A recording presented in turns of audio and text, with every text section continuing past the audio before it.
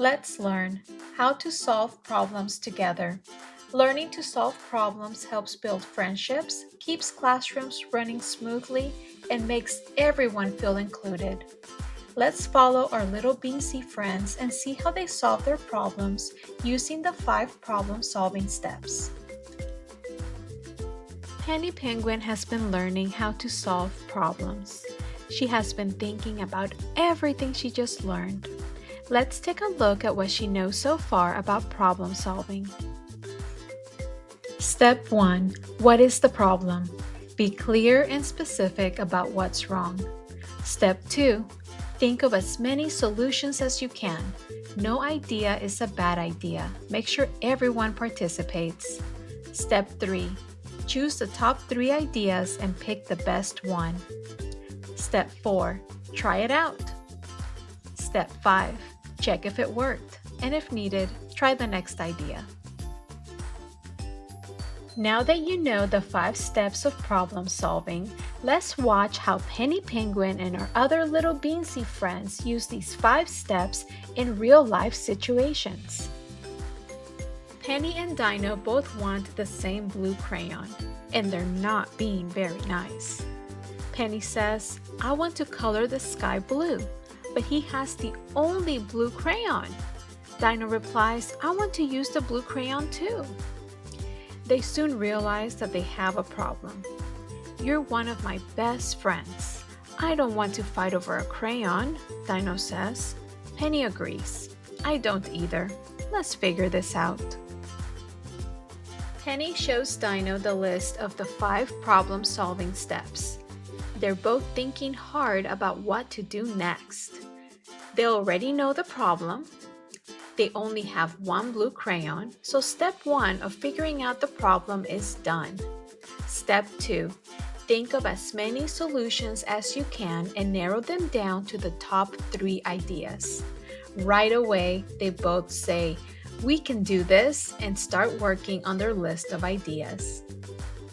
What ideas do you have to solve this problem? Can you think of 2 or 3 different ways to fix this? Let's write down some of the ideas that Penny and Dino came up with, and let's see if they match with yours. Number 1. Share and take turns using the crayon. Number 2. Find another shade of blue. And number 3. Ask a friend if they can borrow their blue crayon. So, Dino says, "How do we pick one?" Penny immediately remembers what to do. We need to think about each one and what might happen.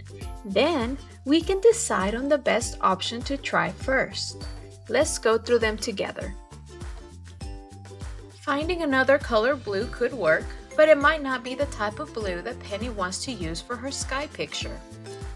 Borrowing one might solve the problem, but everyone in the class is coloring sky pictures, so they might still have to wait their turn, which could take a while. Sharing is a good option. It wouldn't take so long, and they would both get the exact shade of blue that they want. After talking it over and looking over all the ideas, Penny and Dino decide to share the crayon and color together, even if they have to wait a minute or 2 between turns. Using the 5 problem-solving steps worked great, and soon they realized that coloring together is way more fun. Did you notice how when they were coming up with ideas, they stayed calm and worked together? No fighting, no arguing, just teamwork and listening. The more ideas they shared, the easier it was to find a good solution. And they didn't pick any idea. They looked at each one carefully and chose the option that worked best for everyone, because that's what good problem solvers do. It was such great work. Now you know how to notice problems, share your ideas, and think about which ideas make the most sense before choosing the best one. These are skills you can use every time you face a problem, at school, at home, or anywhere else. I hope you enjoyed spending time with us today. See you soon!